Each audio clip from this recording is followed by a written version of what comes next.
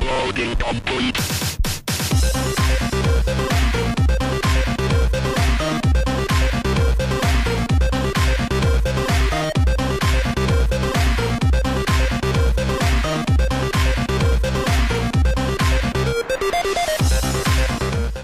In this game, With past due electric bill. past due. It really makes me cry. That scientist ain't Bill Nye. He Doc Ock.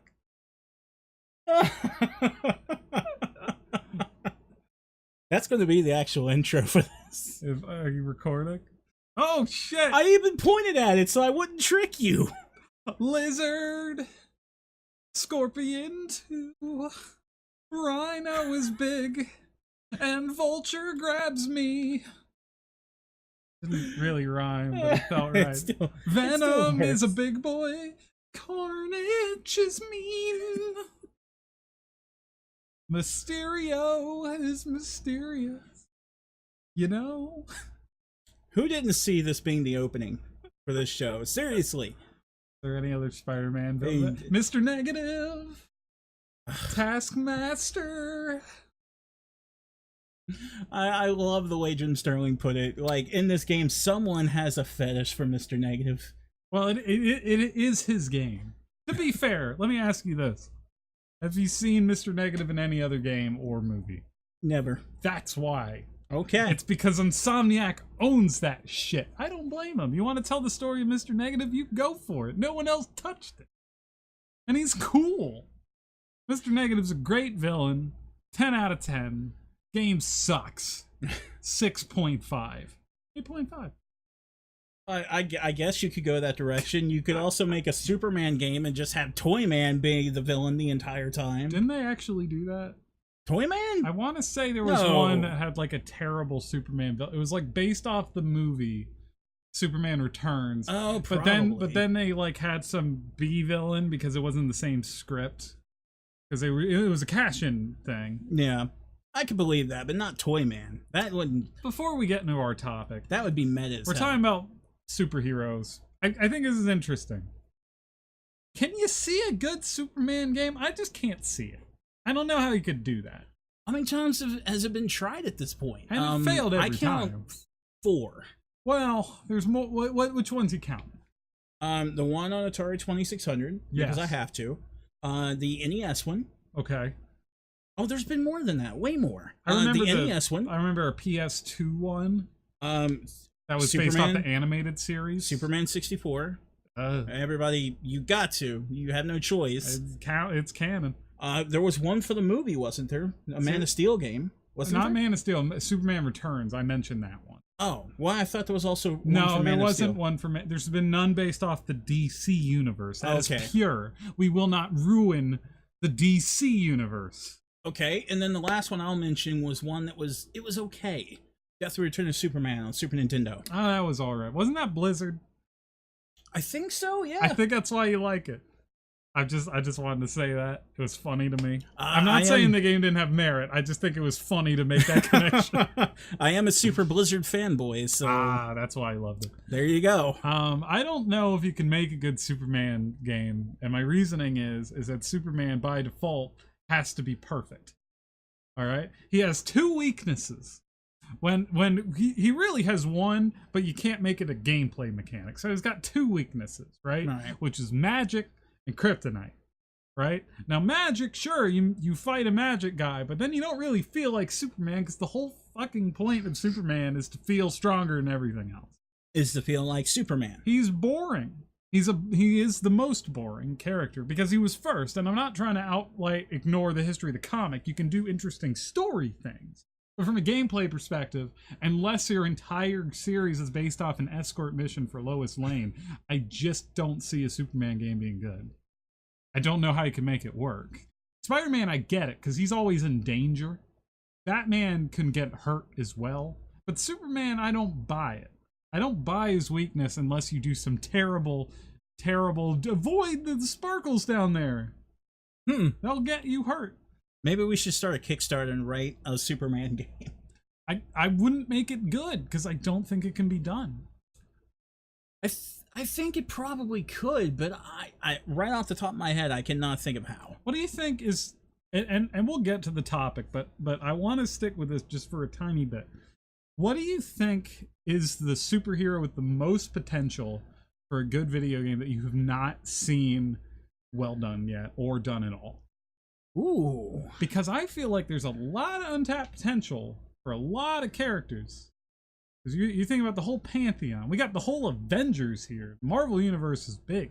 Yeah. You know, and you got DC, of course. But like, what do you think is a video game feels the most sense for this character that just hasn't really been explored? Well, okay, when you say hasn't been explored, are we talking about never had a game? Or maybe just had a game a long time ago and it just whichever didn't you work? want. I'm fine with either, honestly. Okay. Because I'm thinking, this character I'm thinking of had a game on Super Nintendo. It didn't go too well. Also had a game on original Xbox. Again, didn't go too well. But I love the character, and I think you could really do something with him. Spawn. See, Spawn would be good. I'm not a big Spawn guy, but I totally see like that character having a good game. Yeah. Especially if you open world it, and then you have like your little hub area, which would obviously be like the back alleys. Yeah, I could see that working. Yeah, I think beforehand it was limited to the technology that was present, and that's what really hindered it. But today, it shouldn't be a problem. I got a dumb one. I think a Ghost Rider game would be awesome if you did it right. Fuck yeah, it would. I think like you had not necessarily open world, but it would be interesting where you get on the motorcycle and you're just hunting demons as far as you can go. Ooh. I could see something coming out of that. That would be kind of fun.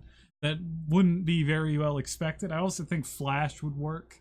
Super speed sounds fun. It'd be like a Sonic the Hedgehog thing, but with maybe a little more control. Guardians is already happening. We're getting Guardians of the Galaxy. I don't even know if that's superhero. I know it's comic book, but I don't think any of them really had powers, you know? Well, they're more grounded. Like, Star-Lord was half human, so... Yeah, but I mean, like, in the movies, what's his power? He's a bumbling idiot that's a good leader. Basically. I don't know if he has the power of bullshit. You know, that's probably why I think that bullshit's a good power. It's the power we have.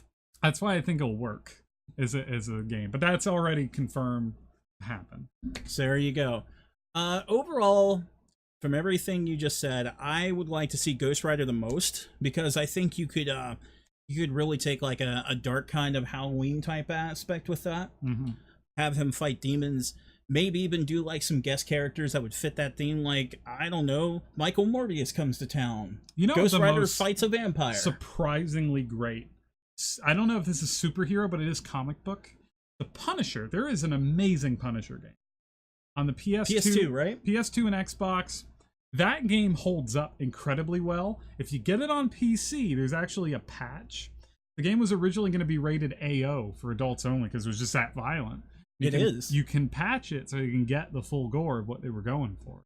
And my God, that is a fun game. And had one of the earliest versions of Iron Man available in the game. You fight Iron Man at one point. I didn't know Iron Man showed up. He has a cameo at the Avengers Tower, the Stark Tower, I forget which. But that is badass. It was before the movies blew him up. So, like, you know, it was really obscure at that point. Like, Iron Man was well known by the comic community, but, you know, the general public, they mostly knew him for the AC/DC song at that point. Like, let's just be real. Before we forget, there is one thing we do have to mention. Is apology about last week.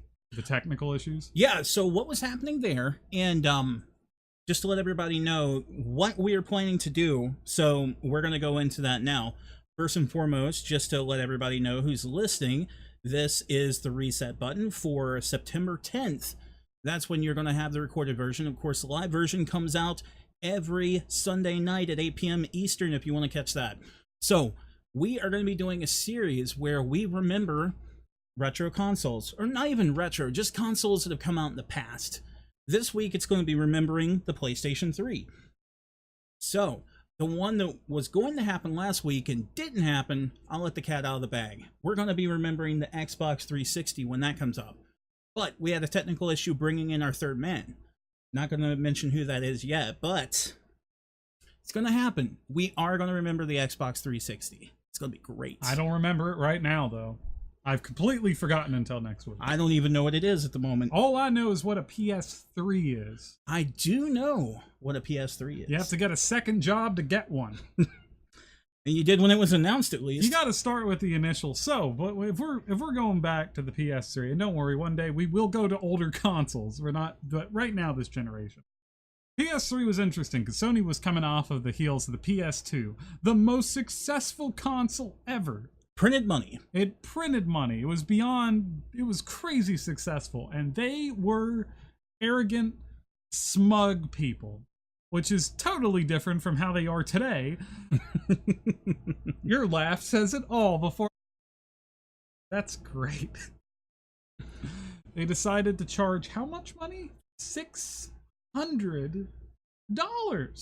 Yeah, for this it was console. It was outrageous. In a day where we weren't used to that anymore. So let's wind it back to the early 90s. So there were some consoles that were coming out that had insane price tags like that. They were very niche. They didn't sell well, but they were out there and some people knew about them. Now, as you approach the late 90s, early 2000s, that wasn't the norm any longer. Not even close. Prices for the original Xbox, PS2, GameCube, all of those were priced pretty efficiently. Same can be said for PlayStation and N64. Was there any of those niche prices for a console by a reputable release? Because wasn't. I can't think of one example. I can think of like 3DO and Panasonic and all this ridiculous stuff, but I can't think of like a PlayStation 3 or a Super Nintendo or a Sega console. Something you knew. The Panasonic, when you mention that, that's also super interesting because to even get people talking about it or even considering it, they had to go to tech shows and start showing off exactly what the thing could do so tech writers could go and tell everyone about it. They were, that shaky, on shaky legs to begin with, and still charge that kind of price. It was ridiculous. When the competition, which we'll get more into later, was half the price. I remember getting a $300 version of the Xbox. Yeah. Right? But here's some of the things that they announced. One, your controller didn't have vibrate. So they already were cutting corners on the PlayStation. They took a loss on those sales for that console. At $600, you're taking a loss. Somebody screwed up. Now, a lot of the reason is because it had a Blu-ray drive early, and I think that might have been the actual goal. I think that might have been the thing that charged that money at a time where they didn't have it understood, because the PS2 was famous for its DVD player. Yep. Keep in mind, this was around holiday season 2006, and you had a media war going on. You had HD DVD versus Blu-ray. So that was a big fight. Of course, Sony owned Blu-ray property, and they were hell-bent on winning that fight. They wanted Blu-ray to be the future. So much, in fact, that they gambled on PlayStation 3 to include Blu-ray. That's true. And ultimately sabotaged their console in the process. But they won the Blu-ray war. Because Blu-ray, as far as I can tell, seems like the most agreed upon format. Yeah. I haven't bought an HD DVD anytime soon. Probably not. I don't think I ever did. I don't even know if they're any good. I'll never know. I don't even know what format they're in. I seriously don't. I'll tell you what format they're in. They're in HD DVD. I don't know if they go to 1080 like Blu-ray. I have no idea. One day we're gonna have to just get out an HD DVD player and just have a field day with that, and it's like the laser disc of our time. It's just like, what is it? I don't even know. It's funny because I was an adult at the time and I still can't tell you. I have no idea. Poor Blockbuster. That's a different conversation. So PlayStation 3 comes out and it has some big hits. It has Resistance. What else? That's a good question. What else?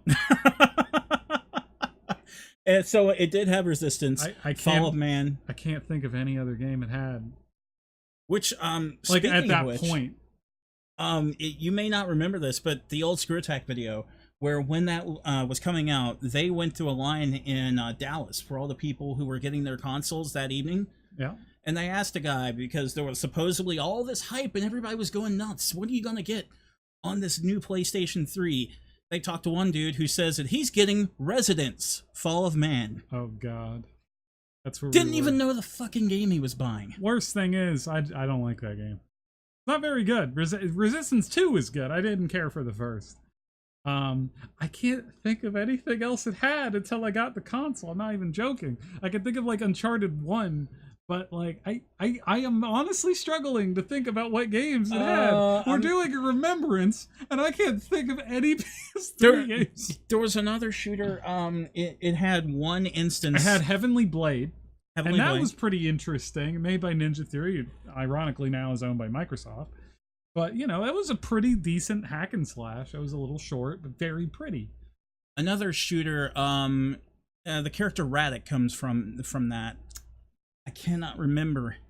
Over there with this one. It's from the Gorilla, right? Yeah, from Gorilla. It's like Hell something? No, I don't think it's that, but What is this? We're very bad about remembrance. That seems to be our flaw. There's one reason Killzone. why. Killzone, thank you. Killzone. I don't have to go over now. Metal Gear Solid 4 was also pretty good. There's a reason why it's so hard to remember Killzone at this point, because while people were excited to get Killzone on PlayStation 3, along with Residence Fall of Man, for that one dude who doesn't even know what the hell he's buying, they didn't hold up. Now, I disagree. I remember Killzone 2 as a game. I remember it for lying to me. Because Killzone 2, when we first saw footage of that, I understood what the $600 went into the PS3 for. The PS3 showed off Killzone 2. The topic currently, Catawolf just joined us, is remembering the PS3. Yes. And going through the history of the PS3. So just to give him a quick rundown, this is going to be a continuation topic where we're going to remember different older consoles every week. This week, PS3. So, Killzone 2 had a trailer that at the time looked impossible. It looked like a CG trailer. I didn't understand how that ran off the console. It blew my mind. Which is what I missed from next-gen games, is that feeling of just looking at something and going, I don't understand how this functions. So we finally got the game, and then we completely understood because everything was a lie. Not one part of that footage was real. It was all CG. Oh, imagine that they would do something like that. That's been kind of the norm when it comes, started there, and then just continued on where they're just like, here's actual footage of the game that's actually... The biggest thing that bothered me is there was just this massive puddle, and then we got the game, and the puddle was far smaller. Insert Spider-Man joke. I couldn't resist. Resist. It's Fall of Man. I brought it all back. We got a show. Nice.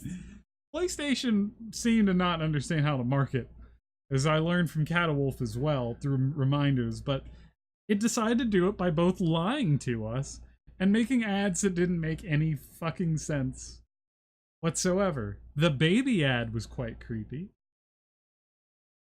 Yeah. Do you recall any other ones? I remember them weirding me out, but I don't remember any being like grounded enough to tell me what the thing did. I don't remember any of them like that, or any of them to be honest, because I don't watch a lot of television even back then. Oh, that's a shame.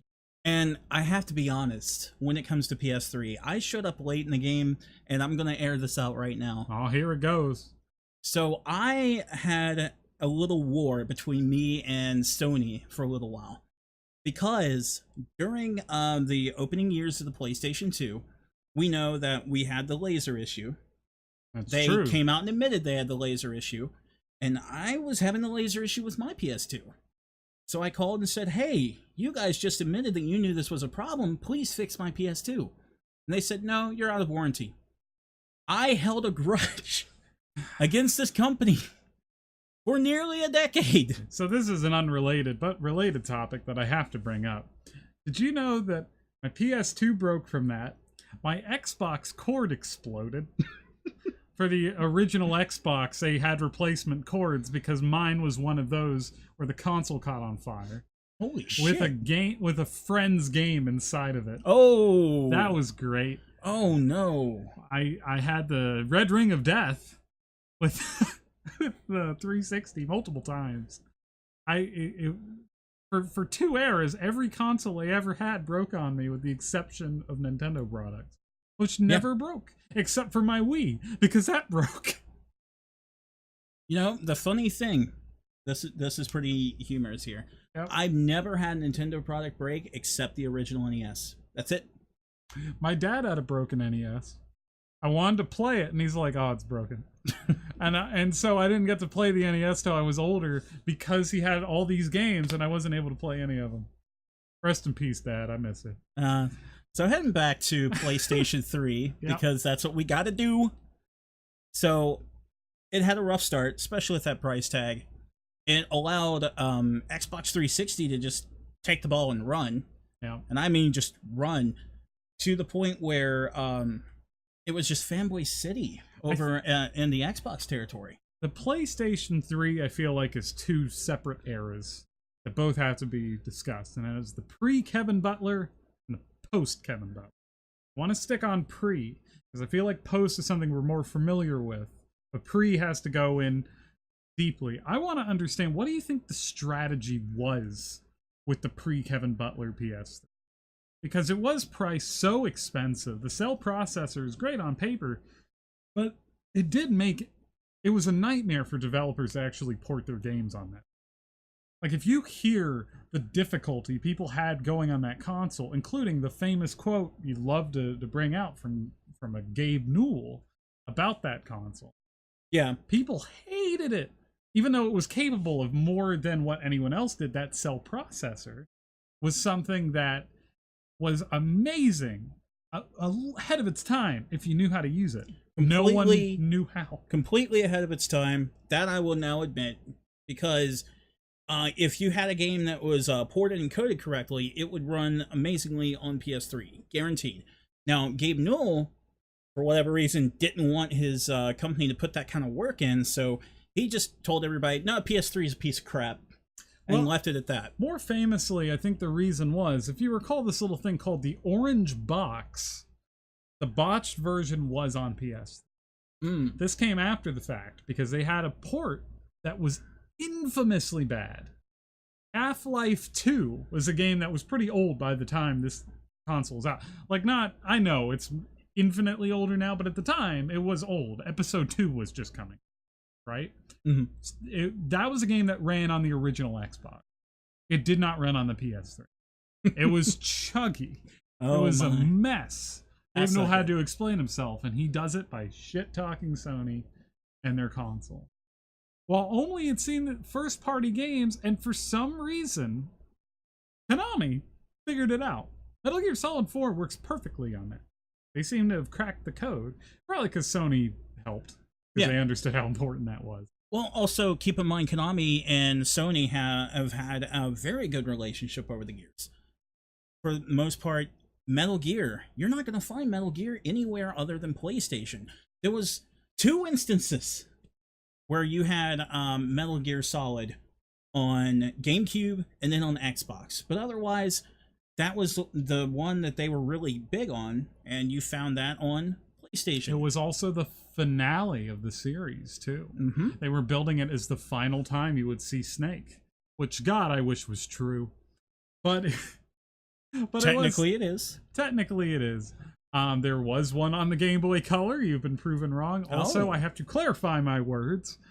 EA did the port to the PS3, and man, they fucked up. There. Point is, it should still have been something that should have gone a lot smoother, and it didn't. So maybe that made old Gaben a little grumpy. So, from a Sony perspective, you have people that are struggling to develop on your console for a console that does not sell as much. Much more work to make that version. So what happens? Most people don't want to port on your console. It didn't really happen until the second half. And I think what happened is Sony's attitude changed around that point, because they said, oh, maybe this idea didn't work out. Maybe we should work with the third-party developers and help them understand the architecture. Yeah. Now, the cell processor, love it or hate it. Actually, love it or hate it. How do you feel about the cell processor? I think it produced some really good games. Again, PlayStation 3 had a lot of great experiences that some people, including myself, overlooked for a long period of time. Or when I finally got mine, sat down and started playing it, I kind of had an oh no moment. What have I done? The turning point for me, and I think for most people, was Uncharted 2. Yeah. Uncharted 2 was a game that felt like it was a generation ahead, and no one understood how that thing ran. I still don't. Like, I look at it now and I can see the cracks. I can see how it's aged in a way that I wasn't capable of that. But when I played that game, it really did feel like I was playing a game from the future, right? And there were many games that were good on the console. Warhawk, Ratchet and Clank, I see them listed. Yeah. Were fantastic. But Uncharted 2, I feel like was the turnaround. I think this was when Sony decided we're entering the Kevin Butler era. Decided maybe we should invest. We should invest in our intellectual property. We should really make sure that this console has the big hitters. And not all of them were successful for me. I don't care for Infamous. But Infamous was a game that had a lot of money put behind it with the intention of really breaking into people's homes. Uncharted was the big one. And Uncharted, I feel like, is the game that will always define that console as the turning point where you couldn't ignore it. I actually really enjoyed Infamous. Well, I thought it was good fun. And just to clarify what I was saying a moment ago when I said, oh no, what have I done? I deprived myself of the good stuff that you've been talking about. When did you get on? When did I get on? Because I got on right during the Kevin Butler era. There was a price drop. It was half price, $300. And when that version came out, it was fantastic. I want to say I got on right near Christmas 2013 or 2014. So I did get on late, but then as soon as I got my hands on it and played like Ratchet and Clank. So, spoiler alert, I played Ratchet and Clank first at a kiosk at Walmart and thought, wow, I must be really missing out because this is good. So I got that. I got the Blood Red version of PS3 with the God of War collection. And I played God of War 3 and thought this is truly amazing stuff. Yeah. God of War 3 lived up for me for the most part. I have some nitpicks with that game, but as a finale for the series, as a finale for that series, it was incredibly satisfying and it was brutal. I love that game to death. And again, it was a game from the future. It was a game that I didn't understand how it ran. And it was something that separated the PS3 from any of the other consoles. Because you look at what was out on the other stuff. Gears of War was the big franchise, I feel like, for the 360. At this point, Gears of War 2 is more modern than, like, you can say Halo Reach, but I'm thinking graphically. I'm thinking if we talk about the same era, Sure. same time frame where all this is happening, because if we're going to be talking about like Gears of War 2, that's more of a late 2009 era, right? I'm thinking during the Kevin Butler era. Oh, okay. I thought we were still going pre-Kevin Butler. Well, because if we're now getting in there. Okay, if we go Uncharted 2 was just Kevin Butler, I would say that Halo 3 really, really knocked it out of the park. And that hurts the PlayStation 3 tremendously because it was just that big. Forge mode was something that nobody had really seen on console before. That's true. You've seen it on PC games, so let's clarify that. You've been able to but it edit, was never as making accessible as accessible with the amount. I mean, look, you want to rose color me, and we'll get into that with the 360. Halo 3, I think, is the greatest map editor in the history of video gaming. No one will ever debate me on that. I will win. But I feel like the PS3 did eventually crack into that with Little Big Planet as an idea, right? And go into that. But Halo 3 was a hit that the PlayStation would never even come close to. Before we go further into the Kevin Butler era, so you had asked, what was their strategy before then? Yes. I think putting out the power that the console had and just saying, we're superior. I really think that was their plan. Just put out these games, let people see it, and say, yeah, it's a big price tag, but look at what it can do. Console marketing itself on power You think they would make people wear shirts that just said, "I've witnessed the most powerful console ever"? Isn't it hilarious how history repeats itself? Yeah, with a different company, and yet they're winning the next generation. Well, that's a topic for another time. But we'll get into that. The pre-Kevin Butler era, I have a lot of trouble with. The post-Kevin Butler era, I feel like is the definitive winner of that generation for me. Yes. Right? The reason being is if you look at Xbox, that was the era they were getting into fucking Kinect, and they were getting into gimmicks. The Wii, while sold bananas, and this ain't about money right now. If we're talking money, then what is my opinion even?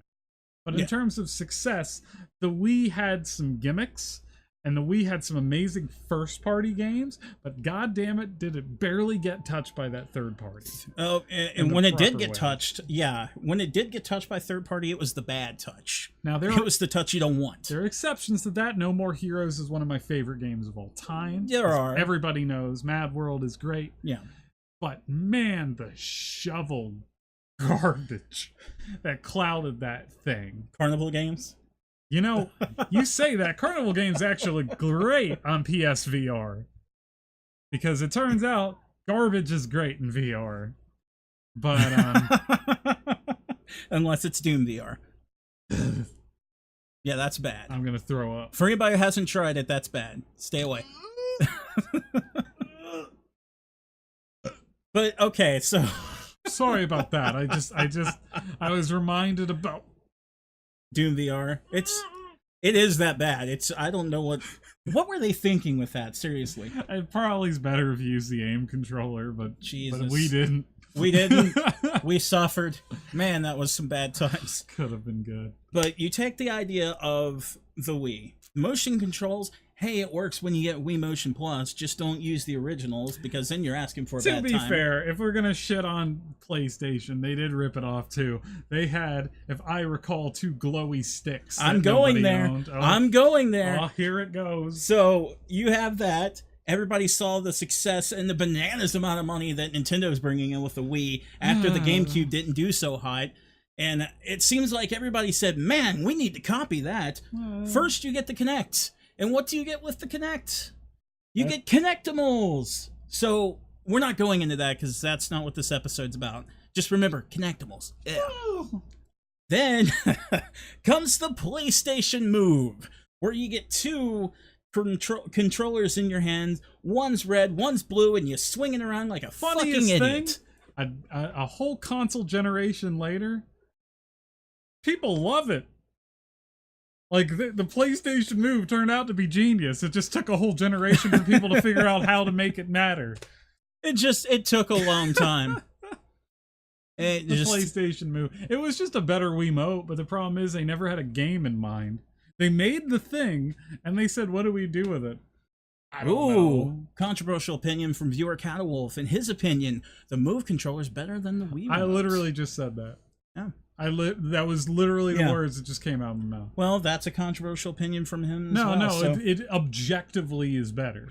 Now, I'm not talking about in terms of its place in history. I mean, if you put one next to the other, you use it in terms of its functionality in VR. No, in general, because it could track a lot more specific.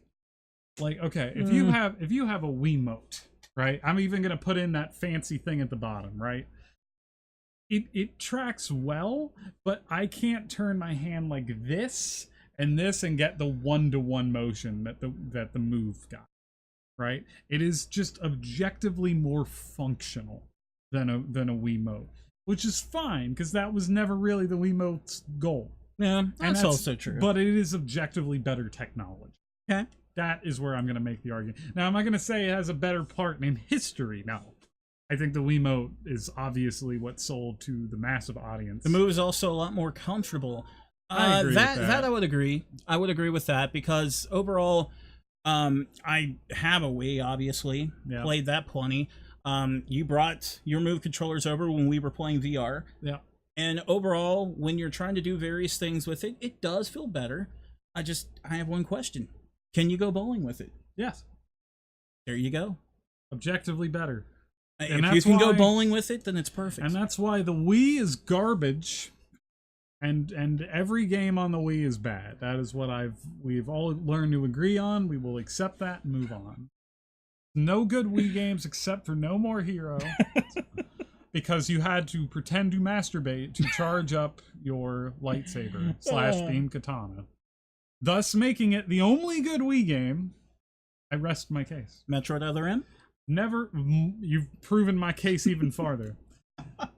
Red Steel 2. So PlayStation 3 never had a game for it in mind. I can't think of one actual game that really used it in a way that really made the move matter. No, you're wrong. Remember that fighting game they put out? I can't think of one actual game that used the controller in a way that really made me feel like it was worth a purchase and mattered. Okay, worth a purchase. Okay, I'm emphasizing. Worth a purchase. Now that I could agree. I can't think of that. one. That fighting game is fucking horrendous. I remember painting was neat. Mario Paint, but with your... Yeah, I don't know. Because everybody just wants to do this like an asshole. You know what it reminded me a lot of, actually? Do you remember the iToy on PS2? I do not. The iToy was like a little web camera that you would put in front of your television, and it would register your movement. So it had like mini games and stuff where you would be on the screen, you'd look at yourself, and there'd be like CG things running at you. You have to swat them, and move them, and it would work. We can watch some iToy stuff later if you want to hate yourself. I'd rather not. So the Kinect basically stole what the iToy was, and that was exactly what it went for. Well, it turned out Sony decided to just rip the Wii off entirely and said, what if we made it work? And they've done that since with VR. I think they took the exact same strategy. Said, what if we made it work and it was cheap enough that someone would buy it? And thus the PSVR is born. Yep. And I own one, so it did something. We're going too far ahead in history. No, I'm making comparisons. Okay, let's hear it. That was it. Okay. I'm saying that we were talking about this era, and talking about an era also talks about where they came from it and how it influenced things. You have to talk about it beyond. Okay. So we got that. Now, go back into... Roll it back to PS3. So, post Kevin Butler at this point. We're in the Kevin Butler era. We're in the Kevin Butler. $300, no backwards compatibility. Yeah, that is one thing I think really did hurt them. I know why, though. I looked that up. Turns out it's very expensive how they did it. Their emulation was not an emulation technology. It was not code. It was a chip that literally had the information of a PS2 on it. It was native. If you played a PS2 game on it, it was the native hardware on that chip for the PS2. So it was native hardware for PS2 on one SoC. Yes. It's pretty interesting. It that is. Would have to be expensive. It is. And that's why they had to get rid of it. Huh. And that's part of the reason why PS4 doesn't have backwards compatibility. Emulation is just far cheaper. There may be more things that are difficult about it from a hardware standpoint where you have to make each individual game work a certain way to get around these things, but you can also do things in emulation you cannot do on a chip. For example, if on Xbox 360, you could play old Xbox games, but that was through emulation, so they could be upscaled a little bit and look a little cleaner and a little nicer. Yeah. You can do that with emulation. Can't do that with the native chip. So they ultimately decided that was something worth it. And unfortunately, I wish they decided to go back to emulation. Haven't. They did enough for individual games were downloadable, but which bothers me for both actually, because the PS3 does have PS2 games that you can download, but you can't put your disc in. And it seems like the reasoning for that is because their idea was, we'll do emulation, but we want to sell you. We want to we don't want it to work for every game. We're not going to bother with that. There's too many PS2 games. So we'll just sell you. We'll make it work for a game, and then we'll know we'll get profit off of our work. Yeah. You're welcome. That's basically it. And yet, I got some good-ass games. Every single Shin Megami Tensei game is on the PS3, which is crazy. That's a lot of effort. It also helps when you do something like that, because it might be difficult to get your hands on like some of those rare games that are out there. Oh, yeah. Like, say, all the Shin Megami Tensei games you got were really difficult to get your hands on. They were. That was how I had access to most of them. So you could be the victim of third-party market and get torn apart, or you could go that direction. Yeah. And that was the much better way to go about it, which is what bothers me that they didn't continue that as strongly. The PS4 has an equivalent, but they didn't go as hard. It's much into weaker. it. There's far less available games, and I think it's because they overdid it. They tried to get like trophy support for each game, which is Unnecessary. It's unnecessary, but I think that added a lot more effort that they didn't need to do. Yeah. And so because of that, less people wanted to put in the work, which breaks my heart. I could absolutely agree with that, because whenever you're putting that much work in, and say you don't have a full-time large team to take care of everything, things going to fall through the cracks. Like, yes, every Grand Theft Auto game showed up and Bully, but that's Rockstar. They got the money. You talk about like your niche SMT. No one buys those but me. That's effort. You got to put in real effort if you want to do something like that, and that was not worth it. So moving on, when it comes to PlayStation 3, another big thing that's actually rocked the foundation of everything we know about games today appeared during that era. PlayStation Plus. Oh my god. So as it turns out, they noticed Microsoft made a shit ton of money. We have to go back in time a little bit though, because there is something that happened before PlayStation Plus that's very important for that conversation. Hacking. There was a hack, a massive server hack. Yes. That got a lot of people's information and took down the systems for weeks. So much so that a lot of us got rebates from that. There was money that went around. That was a disaster. Might have been the biggest disaster in video game history in terms of the amount of accountability that had to happen. It was that big. It was that destructive. And I remember writing, before I was with Screw Attack News, I wrote my own stuff on there. And I remember writing that not only would that go down in history, that would change the mood and the future of online shopping for years to come. Absolutely. And it did. It absolutely did, because now you've got heavier encryption, you've got two-factor authentication, you've got the foundation of Amazon.com, which I've worked there before, and I can tell you these people are dead fucking serious about how hardcore their servers are come Christmas time, because they're terrified of that happening. And as we learned with the 2011 hack, you have every right to be that afraid. So what happens in response to the hacking? Well, Sony says, oh shit, this ain't happening again. PlayStation Plus is born. Both out of a requirement and a desire to make more money, let's be real. But also, I think they really wanted to make sure those servers were okay. Every cent went to the right cause. People that paid for that felt good about it. And they did something incredibly nice, which they no longer do, which was, you aren't paying for online. You got that for free. The whole go. Even that terrible MMO thing that we all forget about intentionally. You know, PlayStation Home. But, man, that was a blip on the radar. I gotta mention something with that, but I'll return to it. Their entire strategy was just give out games. We gave out games for the hacking as an apology, and people really like that, as it turns out. Well, we're Sony, and there are games that aren't getting bought anyway. We can give those out and have people pay for it, and then it'll be a value because they stack. And you know what? It's fucking genius. I'm still subscribed to PSN because most of my library is filled with PSN stuff. Mm-hmm. Like, I have so many games that I wouldn't have bought that have become some of my favorites. I'm scared to lose them.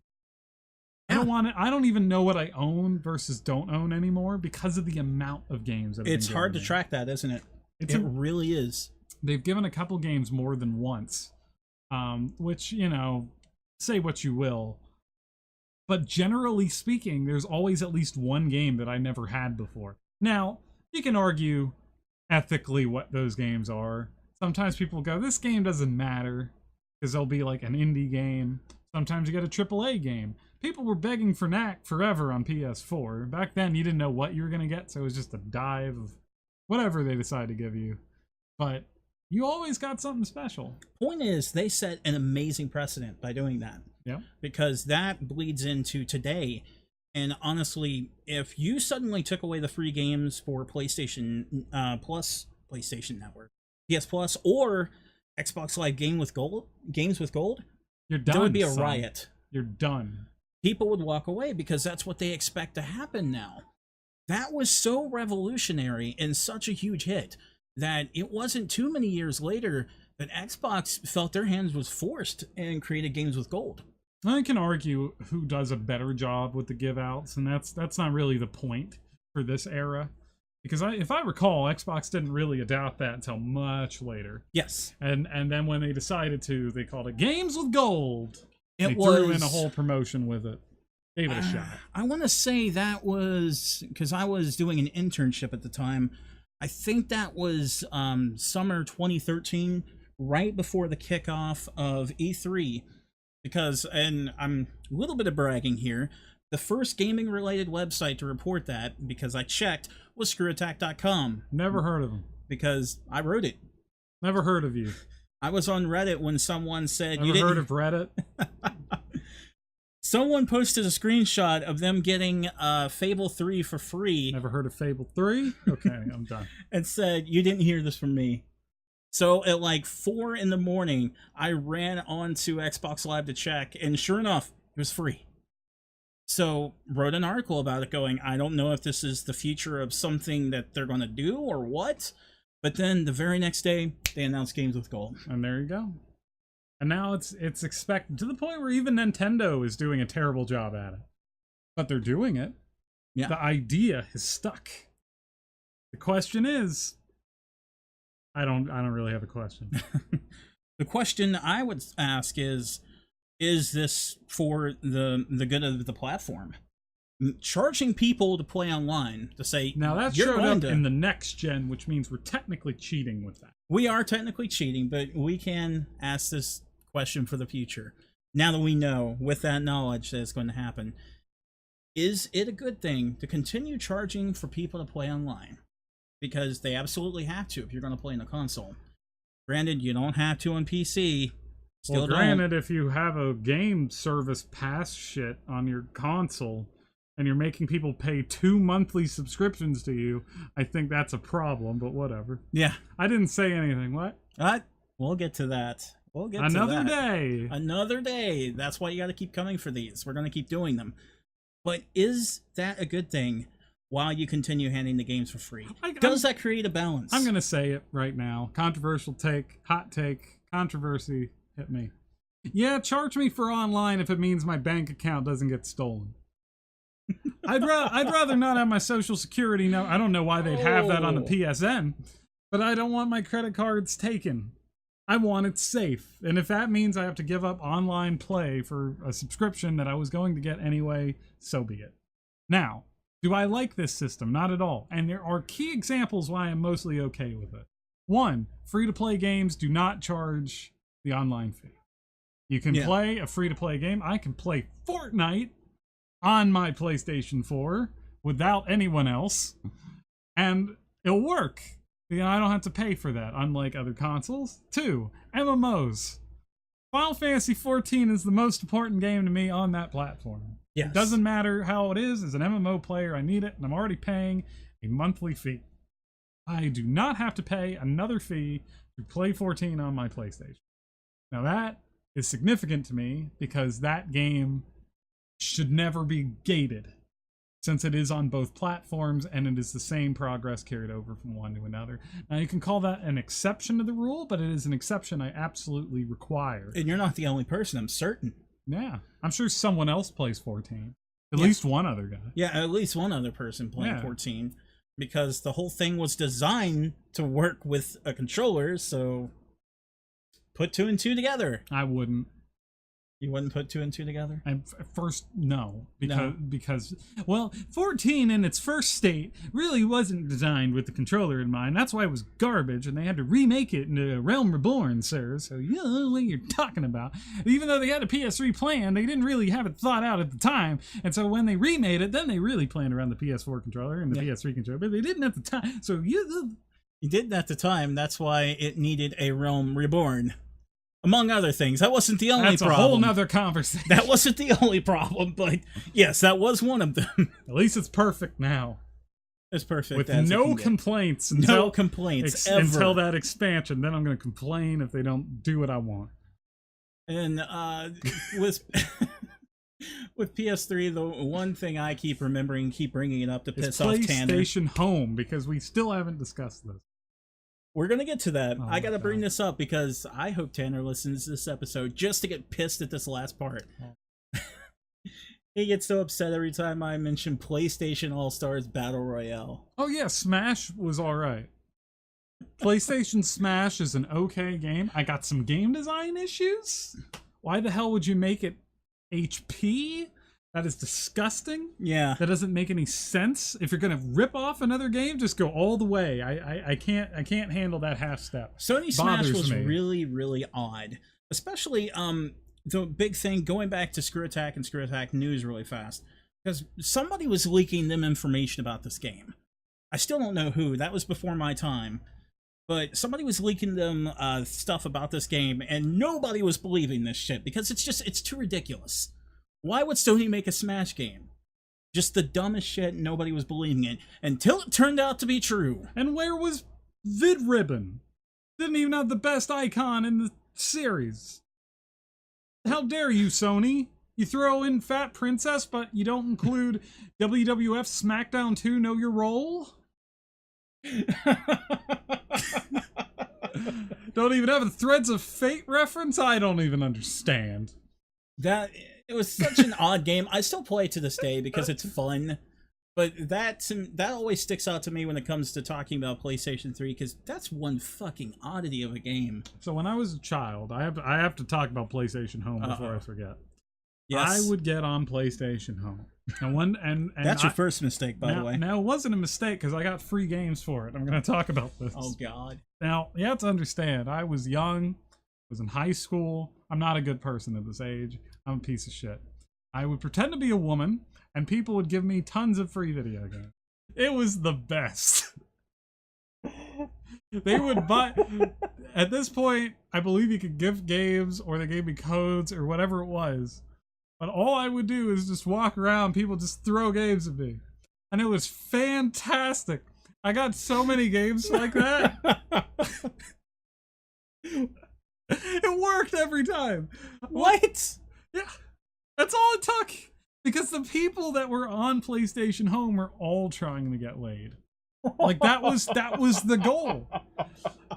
And if you play as a woman, you know this because you would just get so many free games and sexual harassment statements.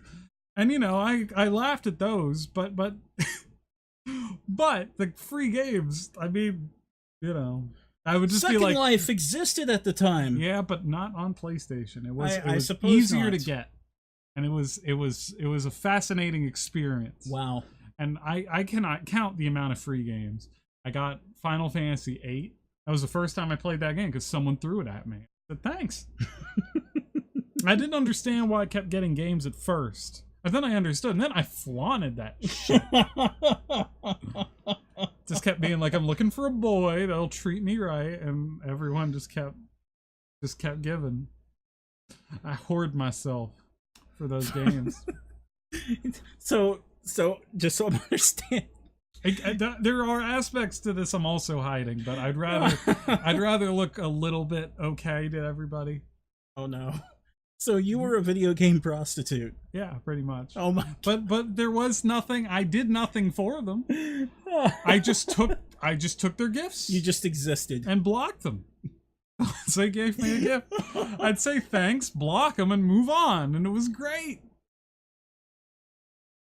My God. It was the best.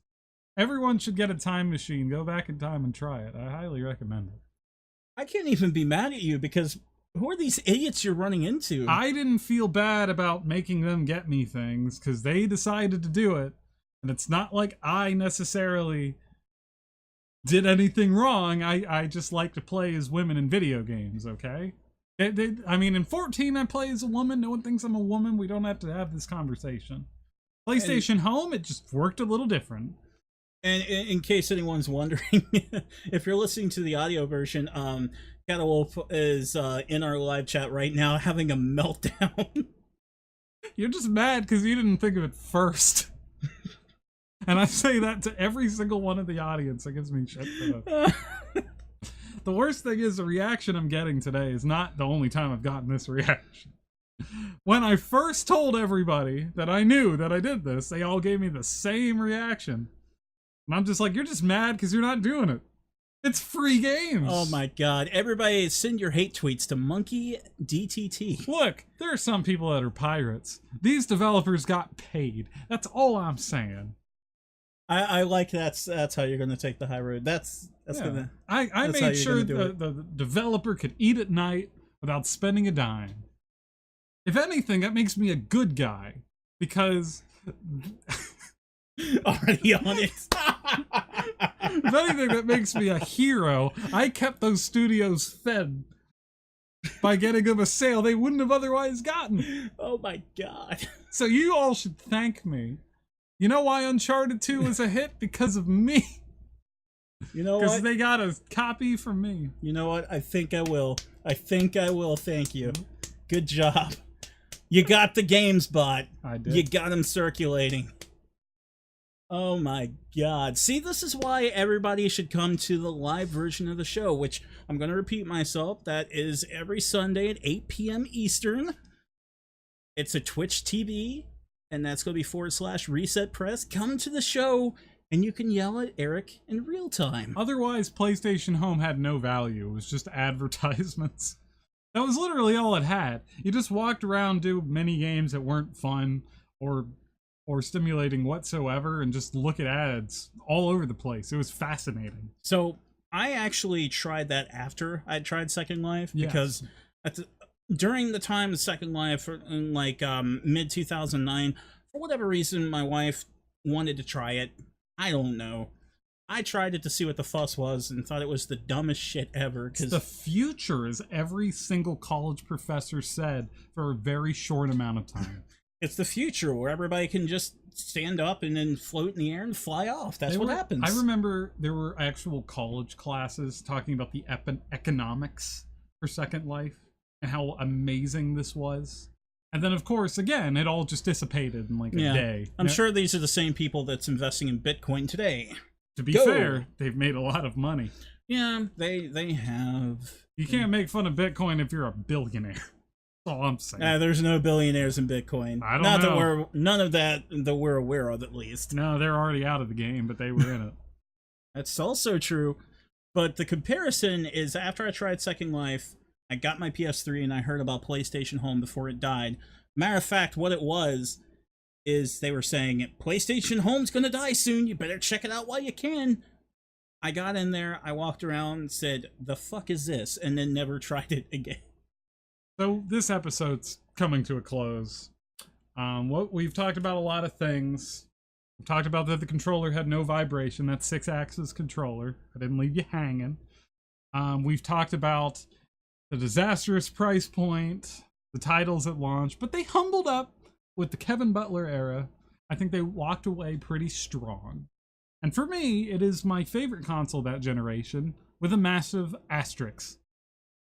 So is Xbox. That is also my favorite console that generation, with a massive asterisk. Because the thing is, depending on the halfway mark, if I'm talking the beginning or the end, I cannot stand it and I love it. Just depends which half you're talking to me with, which is kind of fascinating. The main thing I want to take away is that history will never stop repeating itself, because as one company becomes smug, the other one always capitalizes on it. That's true. And that never ends. That is absolutely true. Sony started off smug, humbled up, Microsoft humbled up, and got smug. And so you walk away hating Microsoft and loving Sony. But when it started, we all wanted the Microsoft and hated Sony. Their smugness did appear right at the end, because I'm sure a lot of listeners would say, no, their smugness began when they announced the Xbox One. Not true. We'll get into that in more detail when the Xbox 360 episode airs, but Xbox 360, before the One was announced, started throwing in advertising on the dashboard. Now, this is a conversation for next week. Yeah, this is a conversation for another one, but that was their smugness. Sony humbled up actually started taking, you know, some shots of themselves and everything else, being funny with Kevin Butler, and they became the system we love this generation. Yeah, and at the same time that they humbled up, they made the Vita.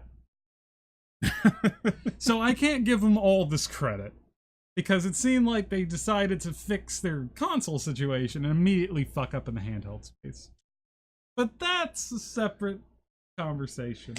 Yep, Rip Vita. So Still selling in Japan. It ain't out. PS2 finally died. Give it time. Well, not true. They're still producing some good stuff for Vita in Japan, but elsewhere, Rip Vita. It's over. And that's going to be... I was just going to buy one, but okay. No, you're not. Life?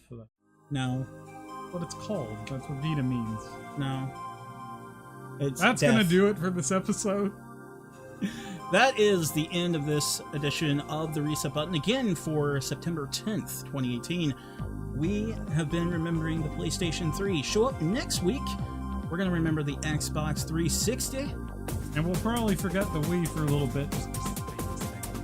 Yeah, I think that's a good idea. And then we'll remember it. I've forgotten everything. That quickly. Man. All right, well, we're going back to the old folks' home with Eric. Good night.